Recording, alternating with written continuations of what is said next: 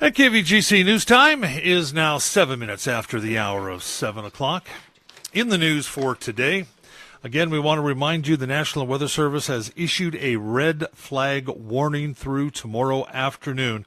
Now, red flag warning means critical fire weather conditions are either occurring now or will shortly, and it's brought on by a combination of strong winds. Low relative humidity and warm temperatures can contribute to the extreme fire danger. So again, please be fire safe, be fire conscious. Again, they're expecting the overnight humidity recoveries to be very low, especially tomorrow morning. And of course, any fires that develop could likely spread very rapidly. And if outdoor burning is allowed, it's requested that you refrain from doing so. Well, Amador fire crews called out Sunday afternoon around 2:30 to a reported vehicle fire on 16 just west of Willow Creek Road. Now, when crews arrived, they found a motorhome fully involved. Firefighters able to keep the fire from extending into nearby vegetation. The road closed for close to a half an hour, but no injuries were reported. Amador Fire Protection, CAL FIRE, City of Ione, and Sutter Creek Fire all responded.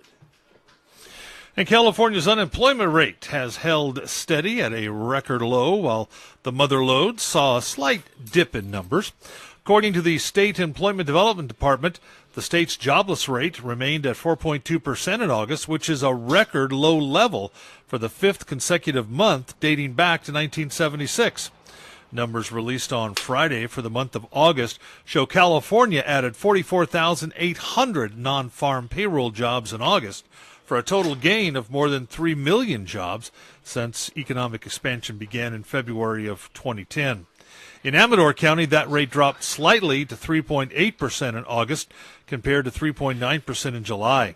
That figure was mirrored in Calaveras County as the unemployment rate also fell to 3.8 compared to 3.9 the previous month.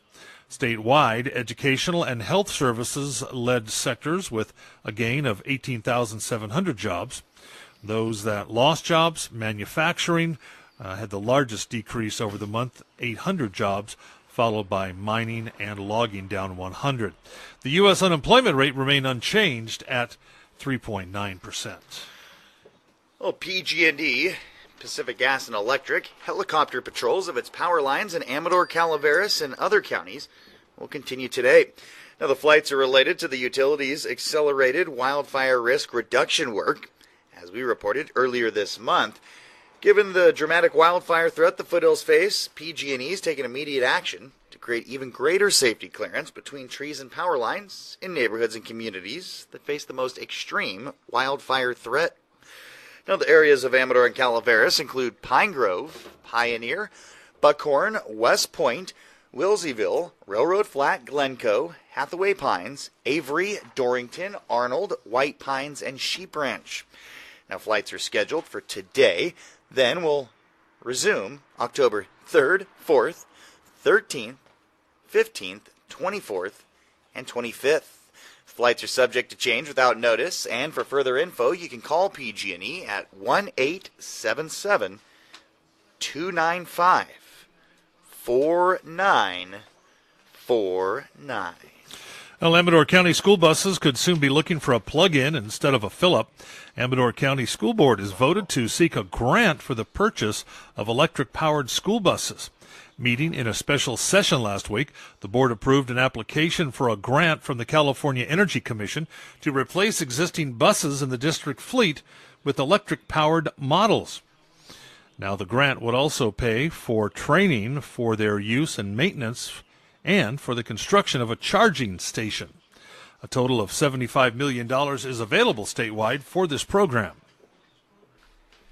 And the Motherlode Quilters Guild will host the 8th biannual quilt show October 6th in Sutter Creek from 10 to 5 and October 7th from 10 to 4. Quilts will be displayed in Sutter Creek Auditorium on Main, Church Street Community Center, and throughout shops on Sutter Creek's historic Main Street. Admission is $7 at the door, or pre-sale tickets are available at $6 only at My Studio in Martell, California. For more information about the Golden Threads Quilt Show and about the Motherlode Quilters Guild, visit mlqsuttercreek.org. And over 200 people recently attended the 12th annual Big Red Barn fundraiser event in support of the restoration of the historic Ione train depot. Hosted by Rancho Arroyo Seco, the event raised $32,000, exceeding the goal set by the committee. The funds will now ensure the continued restoration of the train depot that was built in the late 1800s that served to move supplies throughout Amador County during the Gold Rush era. The city of Ione will now partner with the Amador Recreational Railroad Group to move forward on the restoration and build out of a park at the corner of West Marlette and Mill Street. Now, much of the labor for the restoration will be done by community volunteers.